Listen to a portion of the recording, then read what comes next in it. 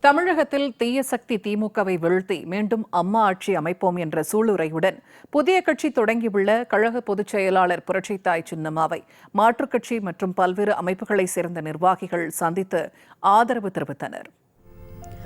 சென்னை போயஸ் கார்டனில் உள்ள ஜெயலலிதா இல்லத்தில் கழக பொதுச் செயலாளர் புரட்சித்தாய் சின்னம்மாவை தமிழ்நாடு உமன் லா அசோசியேஷனை சேர்ந்த பெண் வழக்கறிஞர்கள் கூட்டாக சந்தித்து தங்களை கழகத்தில் இணைத்துக் கொண்டனர். இதேபோல் விடுதலை வேங்கைகள் கட்சி மாநில தலைவர் சேகர், சுதந்திர தொழிலாளர் கட்சி மற்றும் பறையர் சங்கத்தைச் சேர்ந்த மாநில தலைவர் சக்திவேல், பாபா சாஹிப் டாக்டர் PR அம்பேத்கர் வழக்கறிஞர் சங்க தலைவர் பாலையா, பிரமலை கள்ளர் எழுச்சி பாசறை நிறுவன தலைவர் எபினேசர் மற்றும் தமிழ்நாடு வணிகர்கள் சங்கமம் நிறுவன தலைவர் செந்தில்குமார் உள்ளிட்ட பல்வேறு அமைப்புகளைச் சேர்ந்த நிர்வாகிகள் கழக பொதுச் செயலாளர் புரட்சித்தாய் சின்னம்மாவை சந்தித்து தங்களது ஆதரவை தெரிவித்தனர்.